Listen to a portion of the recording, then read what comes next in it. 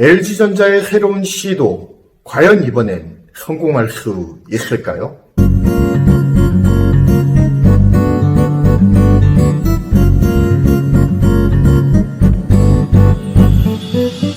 반갑습니다.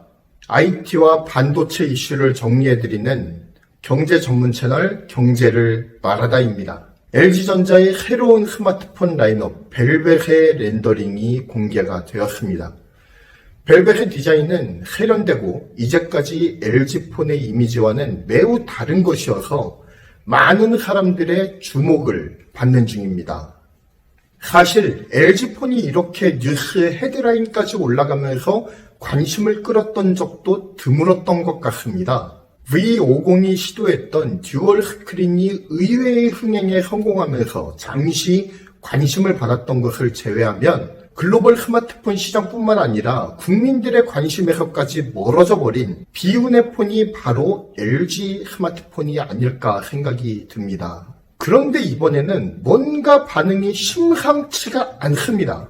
렌더링 이미지일 뿐이지만 벨벳은 뭔가 LG스럽지 않음과 고급스러운 외모를 가지고 있기 때문에 사람들의 이목을 끄는 데에 성공을 했습니다.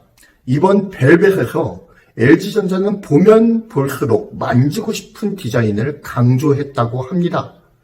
공개 렌더링에 따르면 벨벳은 물방울처럼 떨어지는 모습의 카메라 구성과 전면 디스플레이 좌우 끝을 완만하게 구부려서 그립감을 강조한 3D 아크 디자인을 채택한 것을 주요 특징으로 합니다. 후면 카메라 3개와 플래시가 마치 물방울이 떨어지는 듯 세로로 배열되어 있습니다. 맨 위에는 가장 큰 크기의 메인 카메라가 돌출이 되어 있고요. 나머지 2개 카메라는 글라스 안쪽으로 배치가 되었습니다. 3개의 카메라 렌즈 크기가 점차 작아지게 배치되어 있고 맨 아래에는 가장 작은 구멍, 즉 플래시가 배치되어서 마치 물방울이 떨어지는 듯한 후면 카메라 후드 디자인이 완성되었습니다. 또한 LG전자는 벨벳의 처음으로 전면 디스플레이와 후면 커버를 둥글게 구부린 3D 아크 디자인을 선보였습니다. 그래서 하단에서 보면 가로로 긴 타원형 모양이 됩니다. 마치 삼성의 엣지 디스플레이를 연상시키는 듯한 모습이죠. 이는 LG 스마트폰의 맹점 중 하나로 지적되어 오던 그립감을 향상시키기 위한 조치로 여겨집니다. LG전자 MC 디자인 연구소 차용덕 연구소장은요, 한눈에 보아도 정갈하고 손에 닿는 순간 매끈한 디자인의 매력에 빠지게 되는 세련된 느낌을 추구했다라고 밝혔습니다. 또한 향후 출시되는 제품마다 디자인에 확실한 주제를 부여해서 LG 스마트폰의 차별화 포인트를 강조하겠다라고 밝혔습니다. LG전자는 벨벳을 다음 달 출시할 것으로 보입니다. LG전자는 이와 함께 G 시리즈와 V 시리즈를 없애기로 했습니다.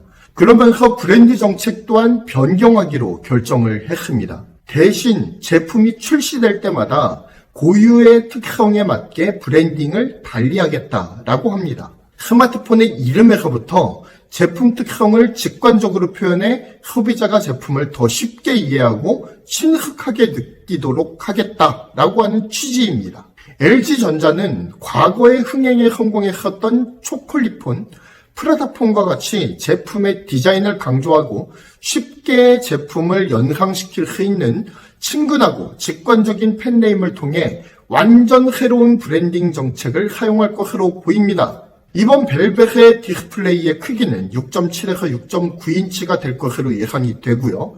또한 4800만 화소의 메인 카메라를 비롯한 전후면 총 4개의 카메라와 4000mAh의 배터리를 장착할 것으로 알려졌습니다. AP는 5G 통합 칩셋인 퀄컴 스냅드래곤 765가 탑재될 전망입니다. LG전자 전용 액세서리인 듀얼 스크린도 지원을 합니다. 출고가는 약 80만원대로 예상이 되고 있습니다. 즉 가격대로 보나 탑재되는 하드웨어의 스펙으로 보나 플래그십 폰으로 기획된 작품은 아니라는 소리입니다. 아마도 LG는 삼성처럼 뭔가 정리된 제품 라인업을 꾸리기 위해서 올해를 사용할 것으로 보입니다. G와 V의 브랜딩을 8년 만에 포기하고 새 판을 짜는 시도는 나쁘지 않은 시도라고 생각을 합니다. 이참에 브랜딩 전략부터 시작해서 LG 스마트폰 마케팅의 전반을 혁신하는 계기로 삼았으면 좋겠습니다. 사실 이제까지 LG의 제품 라인업은 뭔가 정리되지 못한 뉘앙스를 풍겼던 것이 사실입니다.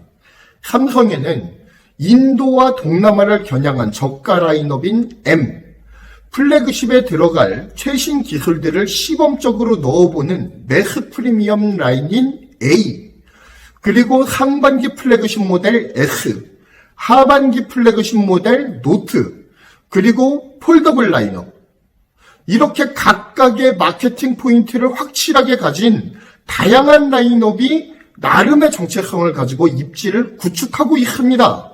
반면 LG의 경우 플래그십 라인업 G, V, 그리고 저가 라인업 Q로 구성이 되어 있었습니다. V 시리즈가 처음 나왔을 때 G 시리즈에는 들어가지 않고 있었던 코드덱을 집어넣으면서 음향하면 LG V 시리즈라고 하는 확실한 특징을 가지게 되었습니다. 하지만 LG전자는 여기에서 희대의 합지를 시전을 하는데요. 바로 V에만 들어가던 코드덱을 G에도 넣기 시작한 것이죠. 그러면서 V와 G의 경계가 허물어지기 시작한 것입니다. 그리고 삼성의 라인업은 확실한 출시 시기의 구획이 딱딱 나뉘어져 있어요. 상반기에 갤럭시 S, 하반기에 갤럭시 노트, 그리고 중간 시기에 갤럭시 A, 그리고 이와 별개로 상반기에 Z 플립, 하반기에 갤럭시 폴드라고 하는 폴더블 폰 라인업의 출시 시기도 나뉘어져 있는 양상을 보입니다. 그리고 절대 이 공식을 뒤죽박죽 섞지 않아요. 출시 시기를 통해서도 확실한 브랜딩 전략을 갖고 움직이겠다라고 하는 의도입니다. 하지만 LG의 경우 브랜딩 전략이 매우 추상적이고 계획적이지 않다는 생각이 들기도 합니다. 다다익선을 실천하는 기업이 LG가 아닐까 싶을 정도로 심심하면 새 제품이 나와요.